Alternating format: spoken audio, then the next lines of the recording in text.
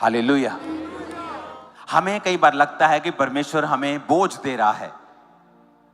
जब परमेश्वर हमसे ये कह रहा है कि जब परीक्षा आए तो आनंद मना, जब परीक्षा आए तो दुखी मत हो, हमें लगता है कि ये नॉनसेंस बात है, ये तो बड़ी खराब बात है, ये बड़ी अजीब बात है।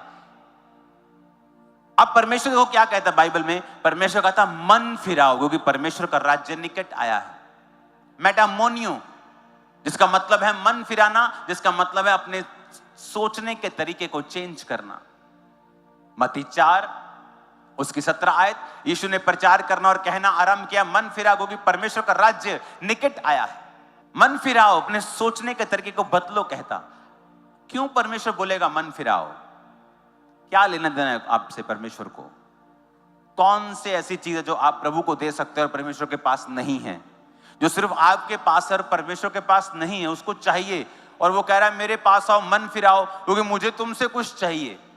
कुछ नहीं है ऐसा। कहता सोना और चांदी भी मेरे हैं, आसमान मेरा है, तू परम प्रधान को क्या दे सकता है? उसको धन्यवाद की ही भेंट चढ़ा, लिखा है बाइबल में।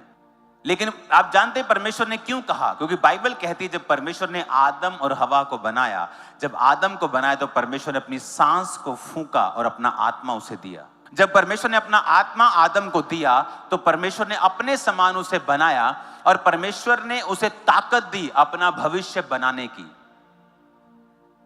लास्ट संडे परमेश्वर, जब मैं खामरा चर्च में, परमेश्वर ने कहा था कि उनको बोल ये अपना फ्यूचर खुद बना सकते हैं।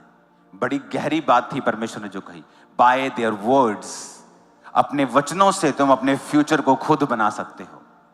उसके लिए करना क्या पड़ेगा? परमेश्वर ने कहा उसके लिए तुम्हें परमेश्वर के साथ वैसा ही एक होना पड़ेगा जिस तरह आदम परमेश्वर ने एक बनाया था।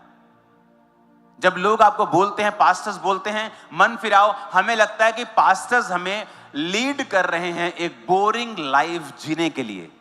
एक ऐसी लाइफ जो बोरिंग है, एक ऐसी लाइफ जो बोरियत से भरी हुई है, जिसमें सिर्फ चर्च जाना रहता है, जिसमें हम पार्टी नहीं कर सकते, जिसमें हम ये नहीं कर सकते, वो नहीं कर सकते। जब पास्टर्स हमें रिपेंट करने के लिए बोलते हैं तो they are calling us for bore life. ऐसा नहीं। जब परमेश्वर आपको कह रहा है मन फिरा और मेरे साथ एक हो जा, क्योंकि उसके बाद तेरे मुंह में ताकत होगी तेरे फ्यूचर को बनाने की। वो फ्यूचर जो आम लोगों के पास नहीं है वो मैं तुझे दूंगा। तेरे मुंह के शब्दों के द्वारा तू आशीषित होगा। तेरे मुंह के शब्दों के फलों को तू खाएगा, बाइबल कहती है। शब्दों को तू खाएगा।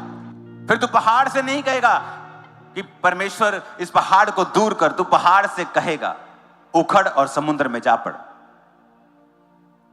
और जब मूसा परमेश्वर के सामने गया और दुहाई देने लगा, रोने लगा कि परमेश्वर देख पीछे राजा, आगे समुद्र, तो परमेश्वर उससे गुस्सा किया। परमेश्वर कहता मूसा मेरी दुहाई क्यों दे रहे तू? तेरे हाथ में मैंने ताकत दी है, तेरे हाथ में मैंने लाठी दी है, अधिकार दिया है, अथॉरिटी दी है, उसे इस्तेमाल करो तो भाग कर दे।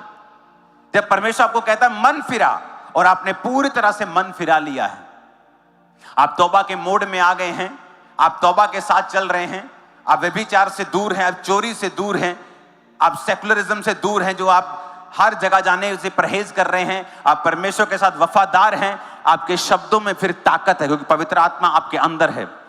उसके बाद अगर आप अपने शब्दों को इस्तेमाल करें, रोए नहीं परमेश्वर के सामने, चिल्लाए नहीं।